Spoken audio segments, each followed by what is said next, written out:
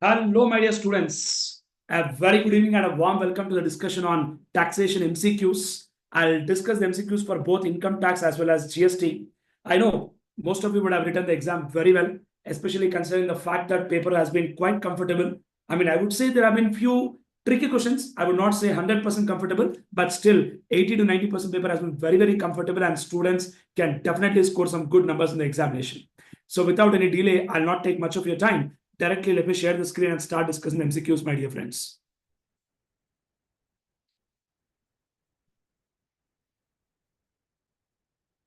Just a second.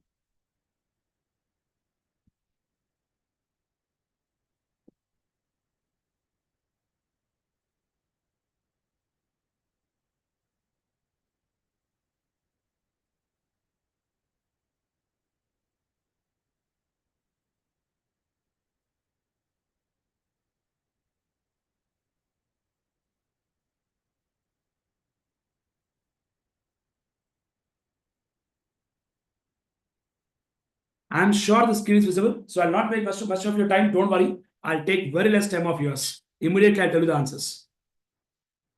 Quickly, I'll give the answers, guys. Come on. So see the first point, wherein the income tax part will finish first, then we'll talk about the GST part as well.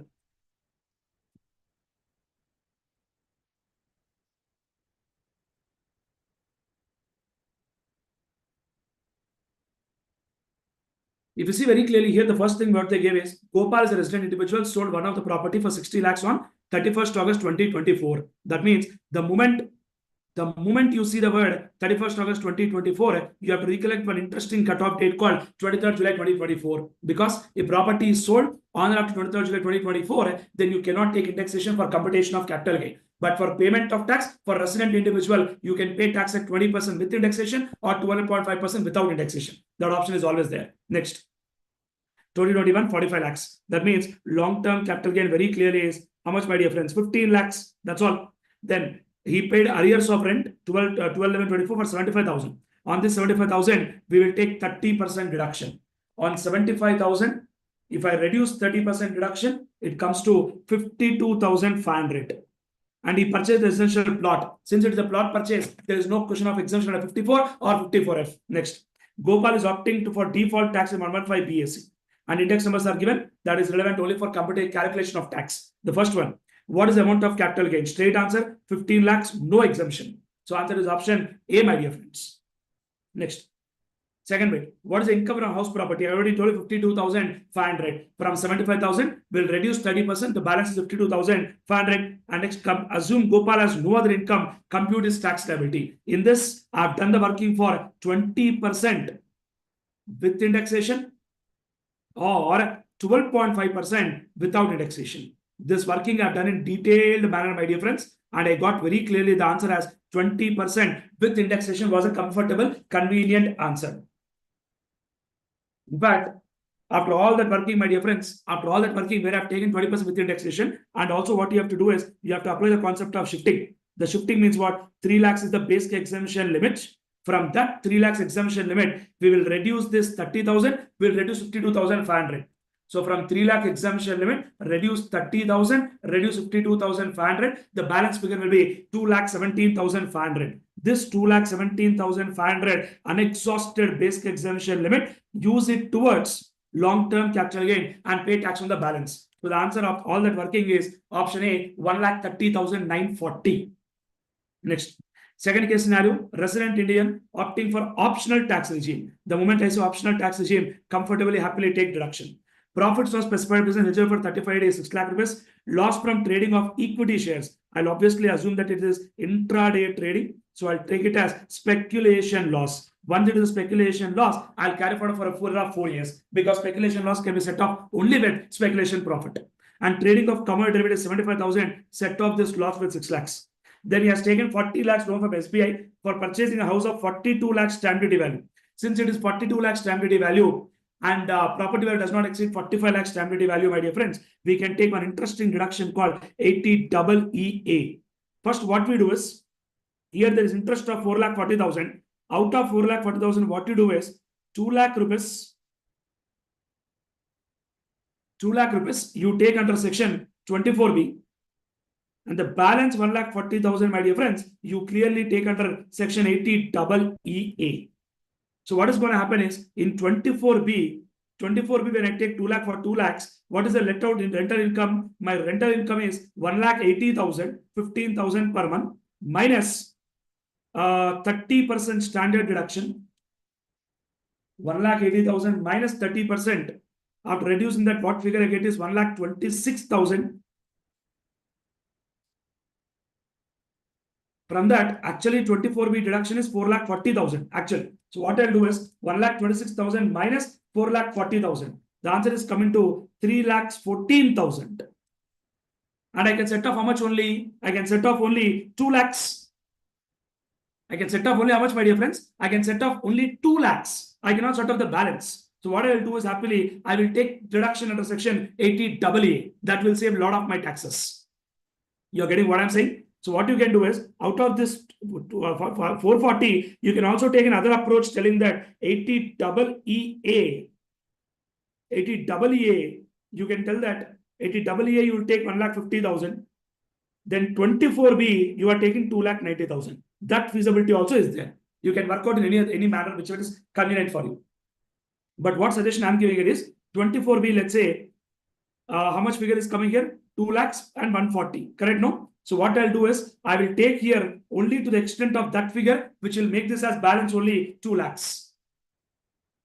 And balance I will take under 80EE. So by doing that adjustment, my dear friends, my gross total income after all the working, my gross total income has worked out to 3,25,000.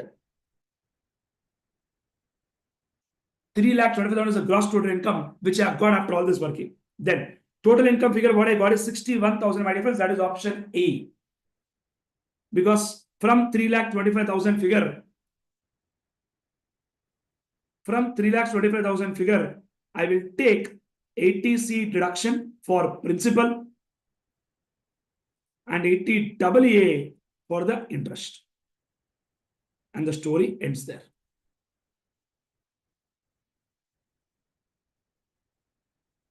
You're getting what I'm saying? So basically what you have to do is, you have to ensure that you take only to the extent of that much, wherein you'll be able to save some taxes. That means what you have to do is 24B, technically what you have to do 24B is, you have to ideally take, I'll tell you exactly how much you have to take in 24B, so that you will save a lot of taxes. 24B, what you have to do is, you take figure as 3,26,000. 80AA, you take 1,14,000. Because when you take 3,26,000, what is going to happen? When you take 326, the balance figure will come to 2 lakhs. That 2 lakhs you can happily set off. Because house property loss can be set off with other income only to the extent of 2 lakhs.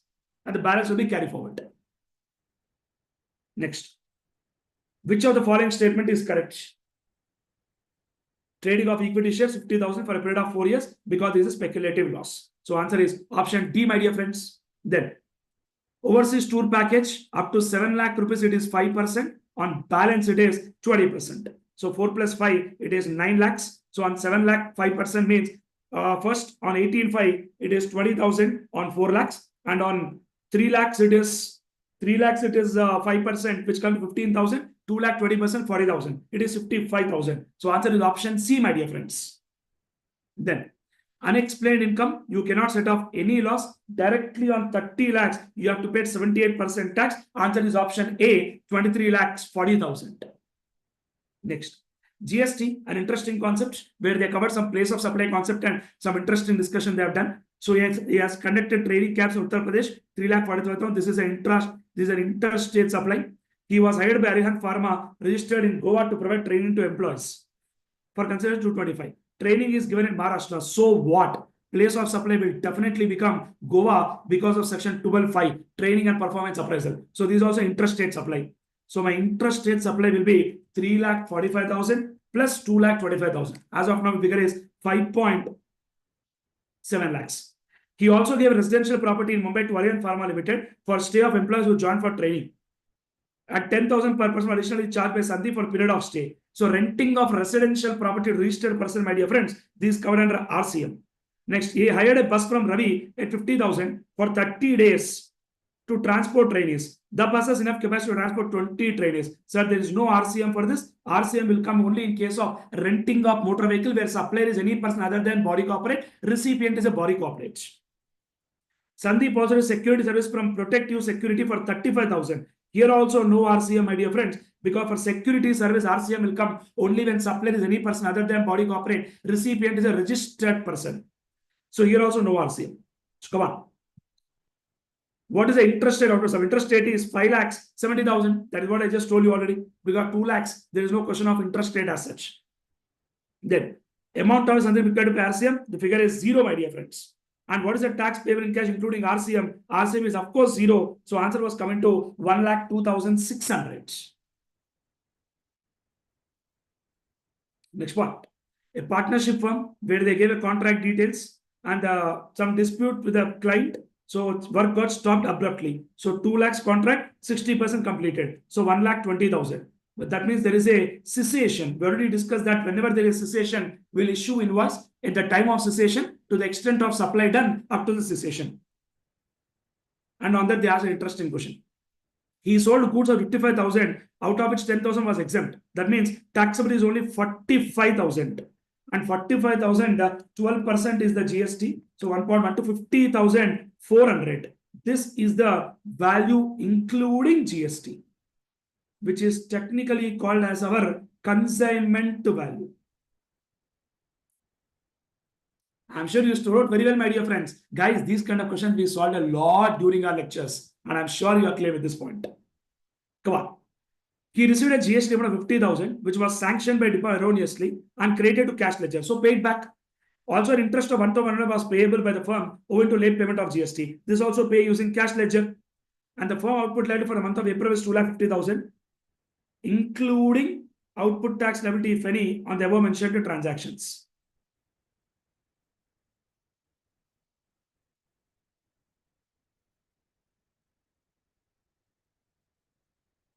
Done. Okay. Next. Opening balance is 260. Opening balance of cash ledger is 70. Credit ledger is 260. So 260 set off this, you will have still 10,000 balance. Cash ledger balance is 70,000, my dear friends. But from 70,000, 50,000 is gone. 1,100 is also gone. 51,100 is gone. 70,000 minus 51,100. So balance is only 18,900. So for 12th bit, answer is option C. 13th bit, answer is option D, my dear friends. And 14th question, the answer will be option A, 10,000 and 18,900. That is what is the fundamental working. If there is any difference, I'll tell you after detailed working if there is something. Done. Next. A Dell creditor agent, my dear friends, reported transaction. Dell creditor agent must issue invoice to the customer in agent's own name. Here, invoice is given in the name of Uday, so this will not be considered.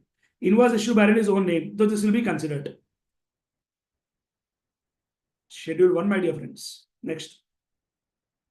Interest has come and the value of supported customers is, we will take this 2,20,000 plus 22,000. So 2,42,000 and 45,000 interest will be the exempt supply. Next. Aggregate turnover of Techno India Private Limited registered person is 800 crores. Once it is 800 crores, my dear friends, the concept of dynamic QR code also will come into picture. E-invoicing also will come into picture. And which case QR code is required? After all the evaluation of options, my dear friends, QR code is required for B2B also, B2C also, export also, government department also. Answer is option A, my dear friends.